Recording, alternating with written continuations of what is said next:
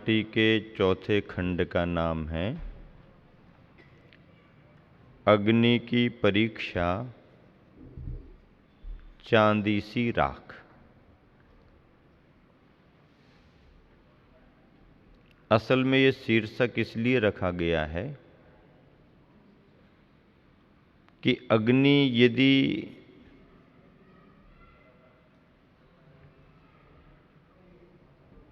विशेष उष्ण स्वभाव को लेकर के है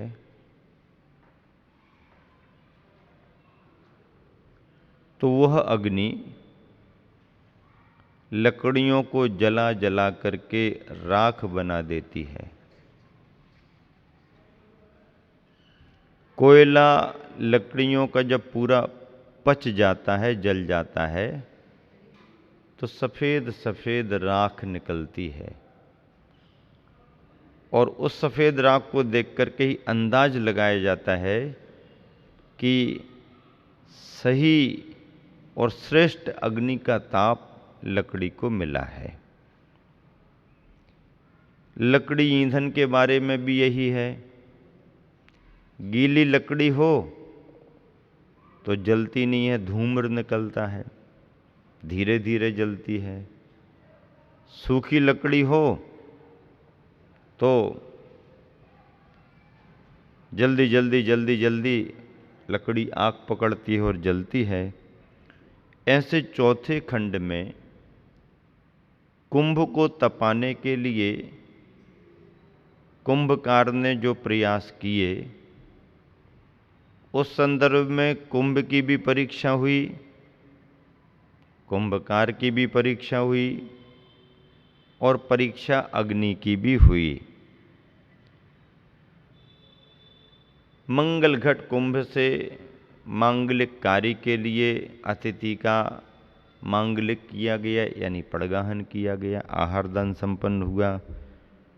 और दाता पात्र को लेकर के पात्र के निकट आने पर दाता को कितनी खुशी होती है और पात्र यानी अतिथि के पास से जाते समय, लौटते समय दाता के भाव कैसे होते हैं, इसका चित्रण बहुत अच्छे तरीके से मूक माटी में किया गया है। प्रसंग आगे बढ़ रहे हैं। कुंभ की भाव भाषा सुनकर ऐसा प्रतीत हुआ सेठ को उस क्षण की साधुता का साक्षात आस्वादन हो रहा है। खार की धार से अब क्या अर्थ रहा? खार की धार से अब क्या अर्थ रहा? सार के असार से अब क्या प्रयोजन?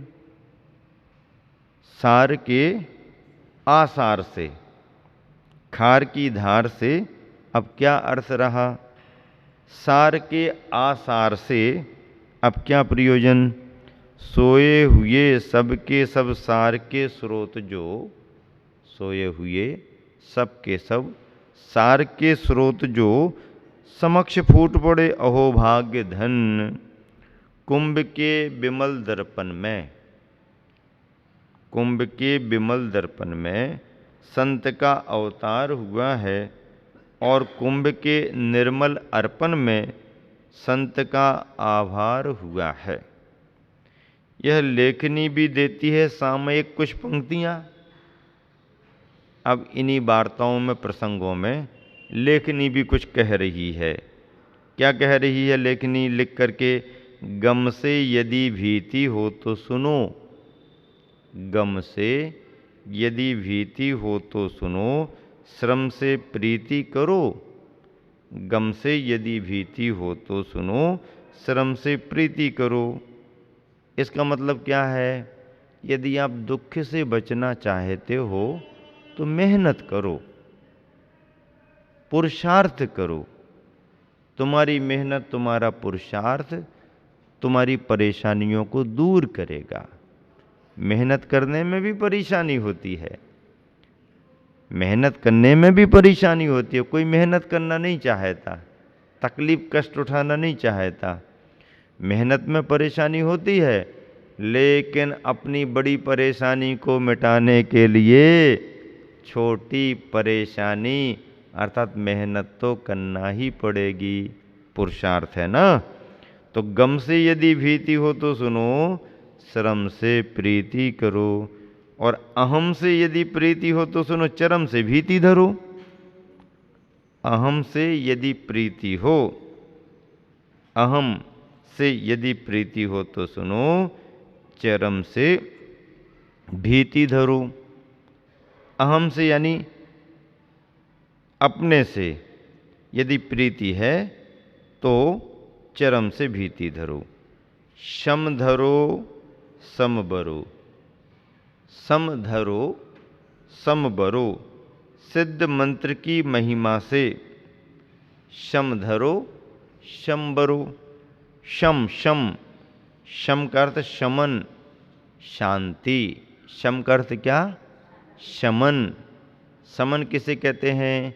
कसायों का उद्रेक ना हो, कसाएं हम पर हावी ना हो, कसायों को हम दबा करके रखें, क्रोध मान माया लोभ के परिणामों पर नियंत्रण रखें, इसका नाम है शम। शम सम समन भाव। और सम बरो अर्थात समता का भाव, बरो स्वीकार करो। सम समता, शम समन उपशमन, सिद्ध मंत्र की महिमा से। अब ये मंत्र सिद्ध मंत्र है, गुरु मंत्र है, अनुभव के मंत्र हैं। शम धरो सम बरो, सिद्ध मंत्र की महिमा से तन में व्याप्त विषम सेठ की आकुलता व्याकुलता मिटी चली गई कहीं।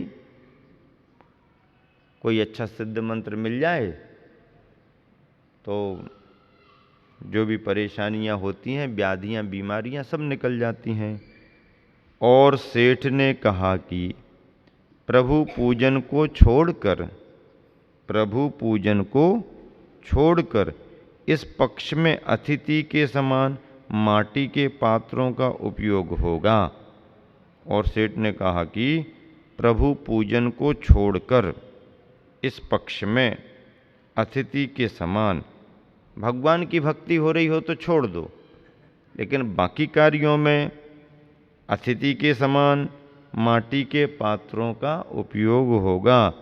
और रजत आसन से उतरकर, रजत यानी चांदी के आसन से उतरकर काष्ठ के आसन पर आसीन हुआ। काष्ठ के आसन पर आसीन हुआ। यह सुनकर परिवार ने भी कहा, हमारी भी यही भावना है। परिवार की परिवर्तित परिणति देख स्वर्ण की थालियां और गोल गोल कलसियां, क्या? स्वर्ण की थालियां और गोल गोल कलसियां, कुंद पुष्प सम शुभ्र लोटे प्याले कटोरे। कुंद पुष्प सम शुभ्र, कुंद मचकुंद के फूल आते हैं, कुंद फूल वो सफ़ेद होते हैं। कुंद पुष्प सम शुभ्र लोटे प्याले कटोरे, राकेंदु समरजतिम। राकेंदु चंद्रमा को कहते हैं, राका रात्रि, उसका इंदु चंद्रमा। राकेंदु समरजतिम, थालियां कलसियां बढ़िया बढ़िया,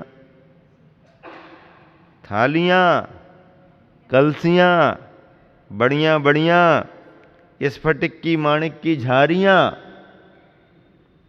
तरह तरह की तस्तरियां, चमचम चमचम चमकने वाली चमचियां चमचम चमचम चमकने वाली चमचियां। यह सब क्या हो रहा है? यूं सोचते चमत्कृत हो गए सब। यह सब क्या हो रहा है? क्यों रखे जा रहे हैं ये? क्या रखे जा रहे? स्वर्ण की थालियां, और गोल गोल कलसियाँ, कुंद पुष्प सम शुभ्र, लोटे प्याले कटोरे, राकेंदु सम रजतिम थालियाँ, कलसियाँ बढ़िया बढ़िया, स्फटिक की माणिक की झारियाँ, तरह तरह की तस्तरियाँ, चम चम चम चम चमकने वाली चमचियाँ। यह सब क्या हो रहा है? यूं सोचते चमत्कृत हो गए सब। फिर इधर यह क्या घटा? शीतल जल से भरा पीतल कलश, शीतल जल से भरा पीतल कलश भीतर ही भीतर पीड़ित हुआ। शीतल जल से भरा पीतल कलश भीतर ही भीतर पीड़ित हुआ। पराभव का घूंट पीता पीता जलता हुआ उबलता, पराभव का घूंट पीता पीता जलता हुआ उबलता और पीलित हुआ सुवर्ण के द्वार पर, और पीलित हुआ सुवर्ण के द्वार पर। श्याम वर्ण का स्वागत देख। क्या? श्याम वर्ण का स्वागत देख, स्वर्ण कलश का वर्ण वह। श्याम वर्ण का स्वागत देख, स्वर्ण कलश का वर्ण वह, और तमतमाने लगा।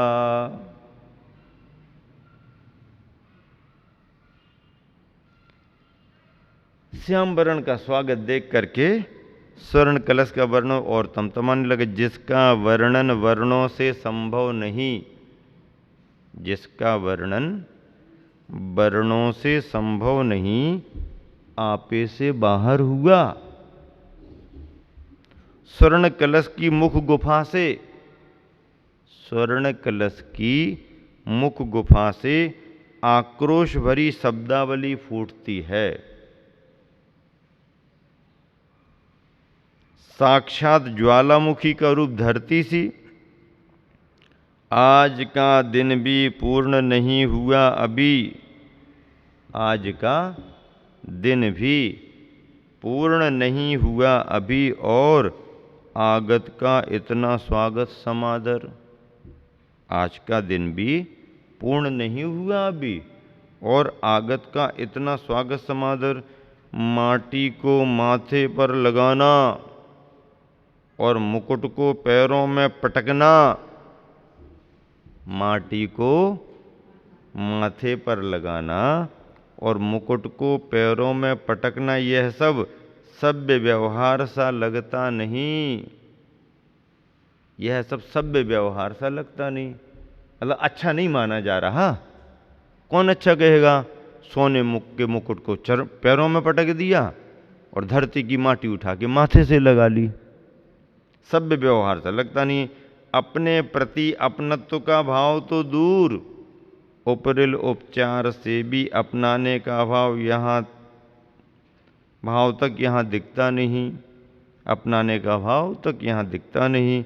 यह अपने आप फलित हो रहा है, इस बात को मैं मानता हूँ कि, इस बात को मैं मानता हूँ कि अपनाना अपनत्व प्रदान करना, अपनाना अपनत्व प्रदान करना और अपने से भी प्रथम समझना पर को, यह सभ्यता है, प्राणी मात्र का धर्म। परंतु यह कार्य यथाक्रम यथा विधि हो, इस आशय को और खोलूं। उच्च उच्च ही रहता, नीच नीच ही रहता। उच्च उच्च ही रहता, नीच नीच ही रहता, ऐसी मेरी धारणा नहीं है। उच्च उच्च ही रहता, नीच नीच, ऐसी मेरी धारणा नहीं है। नीच को ऊपर उठाया जा सकता है, नीच को ऊपर उठाया जा सकता है। उचित अनुचित संपर्क से सब में परिवर्तन संभव है, परंतु यह ध्यान रहे, शारीरिक आर्थिक शैक्षणिक आदि, शारीरिक आर्थिक शैक्षणिक आदि सहयोग मात्र से नीच उच्च बन नहीं सकता। इस कार्य का संपन्न होना सात्विक संस्कार के ऊपर आधारित है। ये जो पंक्तियां लिखी हैं लेखनी को माध्यम बना करके लिखी गई हैं, किंतु अभिव्यक्ति तो लेखक के अंदर के भावों की है। और ये पंक्तियां किस ओर संकेत कर रही हैं? ये पंक्तियां सरकार की आरक्षण नीति की ओर संकेत कर रही हैं। सरकारी स्तर पर जो आरक्षण दिया जा रहा है पिछड़ी जातियों के नाम पर, तो उन पिछड़ी जातियों में यदि एकदम बिल्कुल इस तरीके से कोटे आरक्षित कर दिए जाते हैं तो कई बार उसके वांछित परिणाम दिखाई नहीं देते और अच्छी अच्छी योग्यता रखने वाले मेधावी छात्र भी लाभ लेने से वंचित रह जाते हैं, क्योंकि कोटे फिक्स कर दिए जाते। अब जिसके पास में योग्यता नहीं है, अंक मार्क्स बहुत कम हैं, ऐसे कम अंक वाले भी विद्यार्थी आरक्षित कोटे में आगे बढ़ गए और अच्छी योग्यता रखने वाले विद्यार्थी, परसेंटेज भी अच्छा है लेकिन वो आरक्षित कोटे में नहीं है, तो बाहर ही घूमते रहते हैं, उनको अवसर नहीं मिलता। आचार्य श्री यहां पर क्या कह रहे हैं? माटी का कुंभ आया है घर में और माटी के कुंभ को इतना महत्व मिल गया तो घर में रखे रहने वाले सोने चांदी के बर्तन तिल मिलाने लगे। क्या हो गया ये? कैसे हो गया ये? और उसी को लेकर के इस बात को मैं मानता हूं कि अपनाना, अपनत्व प्रदान करना, हर किसी को अपनाना अच्छी बात है, अपनत्व प्रदान करना भी अच्छी बात है, अपने से भी प्रथम समझना पर को, ये भी अच्छी बात है। यह सभ्यता है, प्राणी मात्र का धर्म भी है, परंतु यह कार्य यथाक्रम यथा विधि हो। दूसरे को अपनाने में, अपनत्व देने में क्रम का भी ध्यान रखें और विधि पद्धति का भी ध्यान रखें।